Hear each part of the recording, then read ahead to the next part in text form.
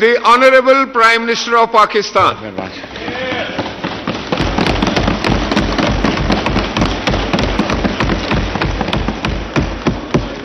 شکریہ جناب اسپیکر. اس بڑے معزز ایوان کی اس بلڈنگ میں رب العزت کے 99 نام یہاں پر بڑے خوبصورت لکھے گئے ہیں اور اس ایوان نے جناب اسپیکر معزز ایوان نے 11 اپریل 2022 کو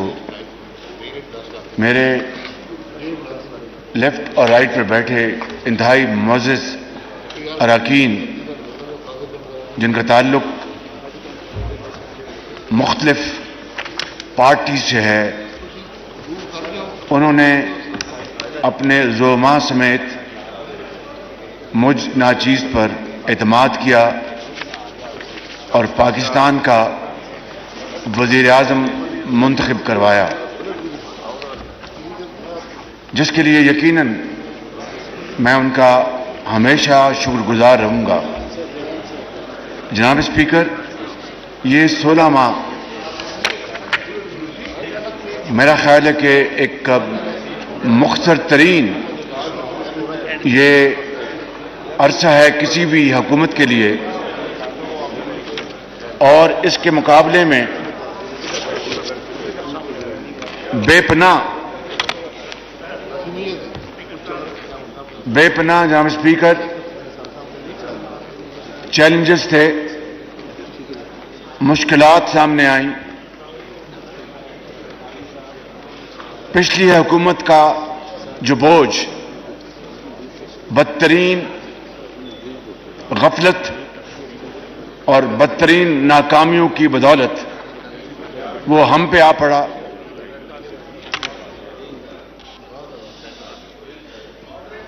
please order in the house. یہ تمام ممبران سے میری التماس ہے جو وزیر داخلہ صاحب کو گھیرے ہوئے ہیں کہ leader of the house honourable prime minister صاحب جو ہیں وہ ان کے پاس فلور ہے، تو آپ اپنی اپنی سیٹوں پہ تشریف رکھیے. آپ ڈسٹرب کر رہے ہیں لیڈر آف دی ہاؤس کی سپیچ کو.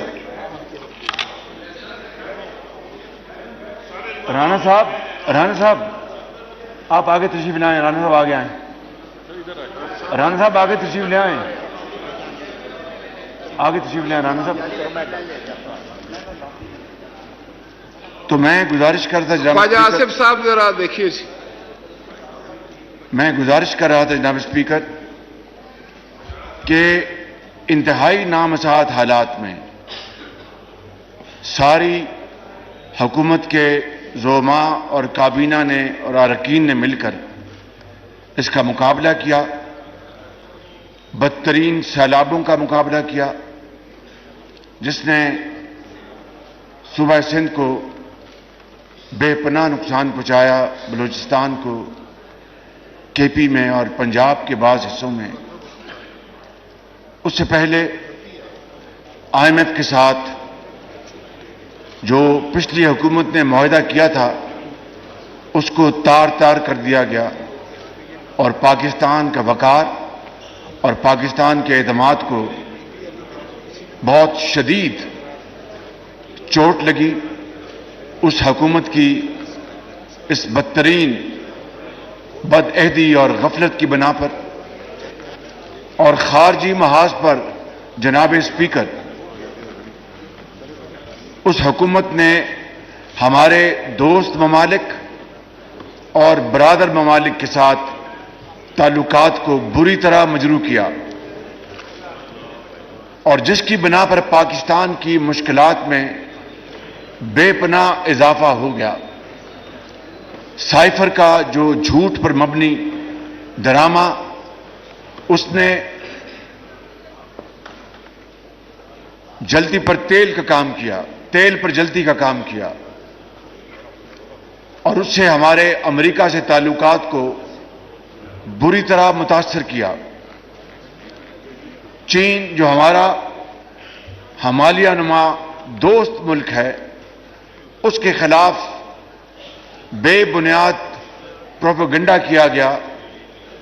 جس کی بنا پر میں یہ بات بلا خوف تردید کہہ سکتا ہوں کہ ہمارے انتہائی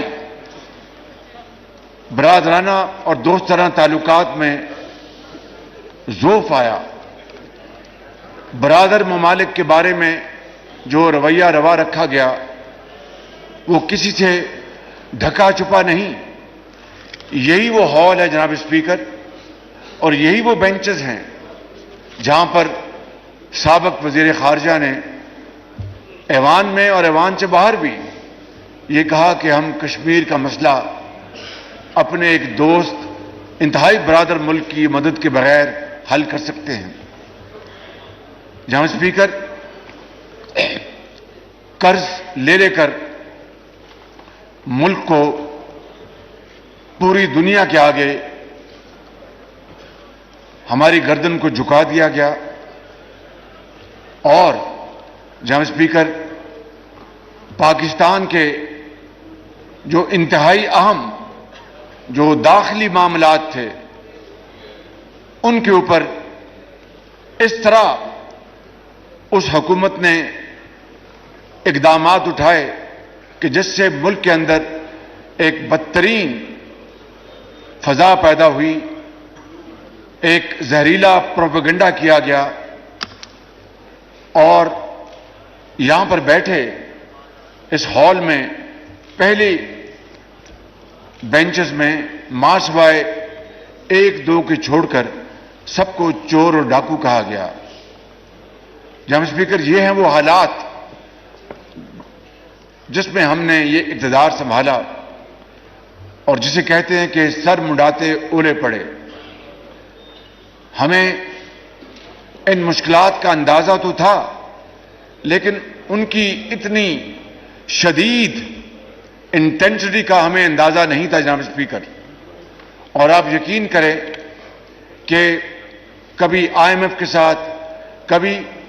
پوری دنیا میں کساد بازاری کی وجہ سے، اور یوکرین میں جو جنگ چھڑ گئی اس کی وجہ سے جو تیل کی قیمتیں آسمانوں سے باتیں کر رہی تھی، ہر مرتبہ 15 دن بعد جب ہمیں قیمتیں تیل اور پٹرول کی بڑھانی پڑتی تھی تو کابینہ کے اندر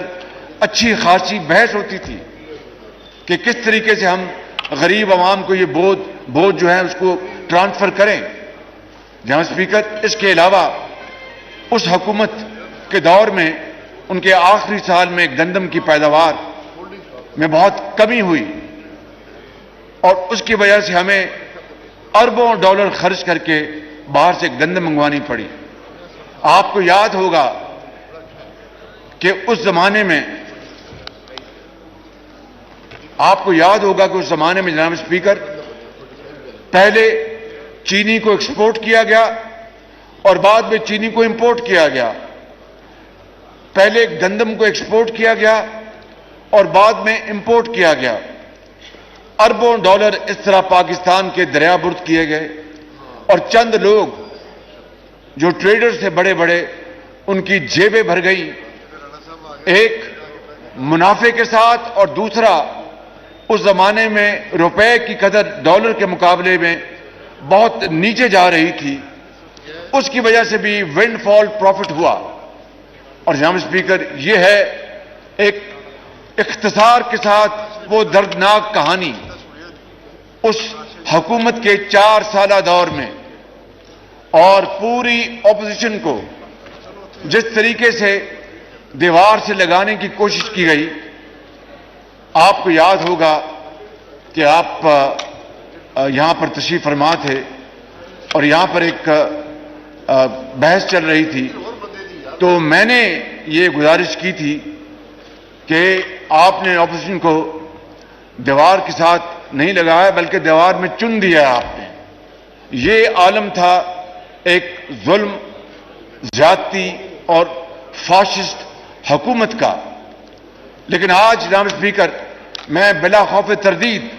اور انتہائی انکساری کے ساتھ آپ کو کہہ سکتا ہوں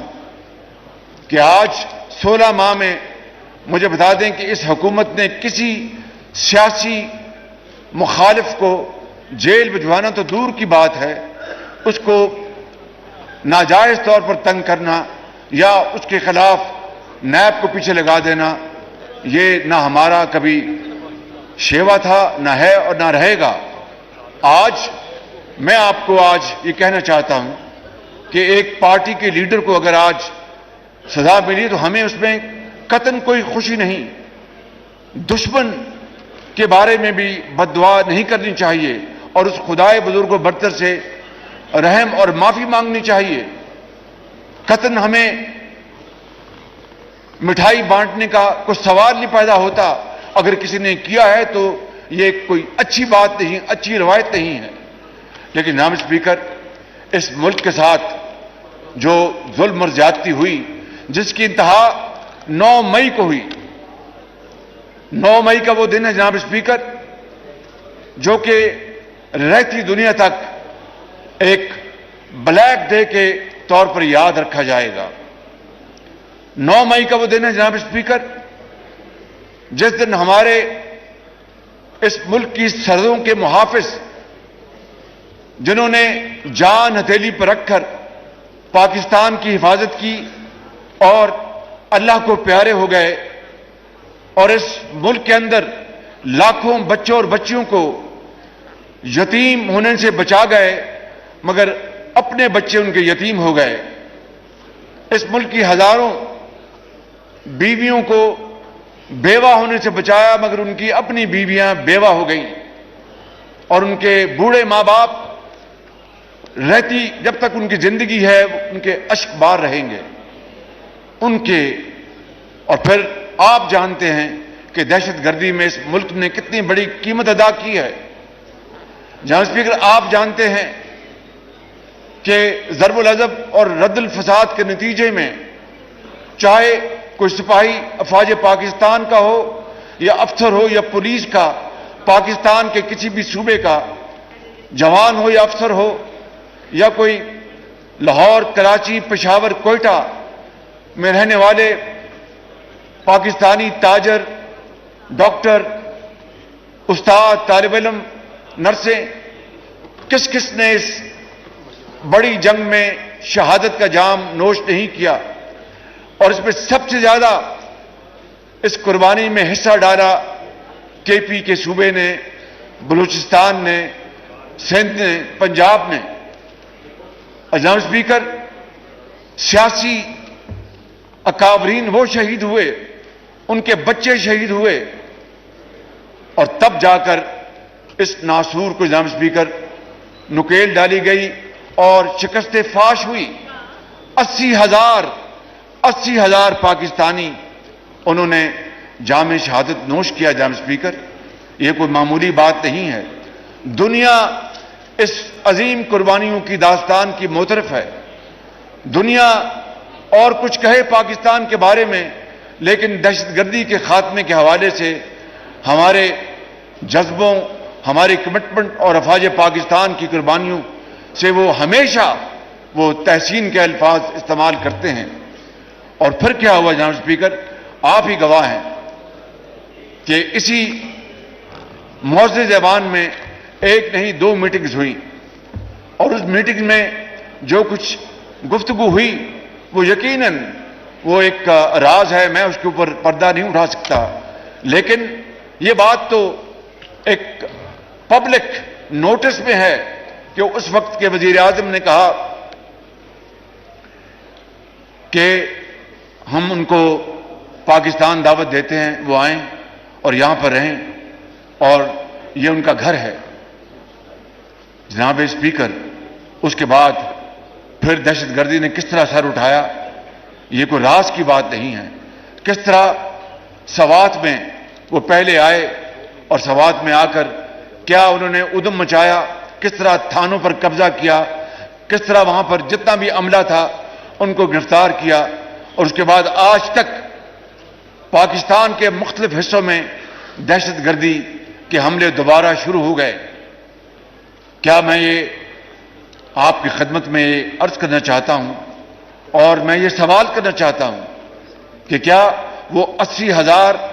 عظیم پاکستانیوں، بزرگوں، ماؤں، بیٹوں، بیٹیوں اور جوانوں نے جو قربانیاں دی تھیں، اس کا یہ چلا ہے کہ دوبارہ ایک ناسور نیست و نابود ہو گیا، دہشت گردی دفن ہو گئی اور پورے ملک میں امن اور چین تھا، اور اس کی تمام تر اس کا کریڈٹ ان شہیدوں کو جاتا ہے، ان کی روحوں کو جاتا ہے، ان کے خاندانوں کو جاتا ہے۔ مگر اس کے بعد دہشت گردی دوبارہ یہاں پر اونت کے آئی ہے۔ 9 مئی کو ان عظیم شہیدوں کی قبروں اور غازیوں کی بے حرمتی کی گئی۔ یہ دوست نما دشمن تھے، ایک جتھا تھا جناب اسپیکر، جس نے پاکستان میں یہ غدر مچایا۔ یہ ریاست کے خلاف بغاوت تھی، یہ پاکستان کی فوج کے خلاف بغاوت تھی، یہ پاکستان کی فوج کے سپہ سالار جنرل سید عاصم منیر کے خلاف بغاوت تھی۔ اس میں اب کوئی شک نہیں رہ جانا چاہیے۔ میں ایک ذمہ دار، آپ نے منتخب کیا، مجھے اس معزز ایوان نے منتخب کیا، میں انتہائی ذمہ داری سے یہ باتیں عرض کر رہا ہوں۔ جناب اسپیکر، بڑے بڑے وزیر اعظم آئے اس ملک میں، ان کا جوڈیشل مرڈر بھی ہوا، ان کو شہید بھی کیا گیا، ان کو جلا وطن بھی کیا گیا، 1 مرتبہ نہیں، 2 مرتبہ نہیں، 3 مرتبہ، اور بڑے بڑے یہاں پر حادثے ہوئے۔ کیا کبھی کسی نے اس ملک کے اندر کبھی کسی حساس ادارے کا گملہ بھی توڑا؟ گملہ توڑنے کی دور کی بات ہے، کبھی اس طرف رخ کیا؟ کبھی عوامی جو اثاثے ہیں کبھی ان کو تباہ کیا، توڑ پھوڑ کی، آگے لگائیں؟ ہاں، احتجاج کیے، کچھ لوگوں نے جذبات میں آ کے سیلف ایمولیشن کی، لیکن جناب اسپیکر، اس طرح کا دلخراش منظر کبھی دیکھتی آنکھ نے کبھی نہیں دیکھا تھا۔ لہٰذا میں سمجھتا ہوں کہ آج، جبکہ میں آج رات آپ کی اور اس ایوان کی اجازت سے میں صدر پاکستان کو اسمبلی کی تحلیل کے لیے ایڈوائز بھیجوں گا، میں سمجھتا ہوں کہ آج اس ایوان کو نہ صرف دوبارہ اس بدترین سازش کا نوٹس لینا چاہیے، بلکہ آج دوبارہ پھر ایک قرارداد منظور کر کے اس بات کا ہم اعادہ کریں کہ قیامت تک کسی کو جرأت نہیں ہوگی کہ اس طرح کی حرکت پاکستان کی ریاست کے خلاف یا پاکستان کی فوج کے خلاف کوئی کر سکے۔ جناب اسپیکر، میں یہاں پر کچھ گزارشات کروں گا، لیکن یہ 16 مہینے بہت مشکل، میری زندگی کا سب سے زیادہ مشکل امتحان جناب اسپیکر یہ 16 مہینے تھے، اور میرے ساتھیوں کے بھی۔ میں نے اتنا کڑا امتحان 38 سالہ سیاسی کیریئر میں نہیں دیکھا جناب اسپیکر، کہ ملک مہنگائی کے ایک شدید چکر میں پھنسا ہو، تیل کی قیمتیں نیچے آنے کا نام نہ لیتی ہوں،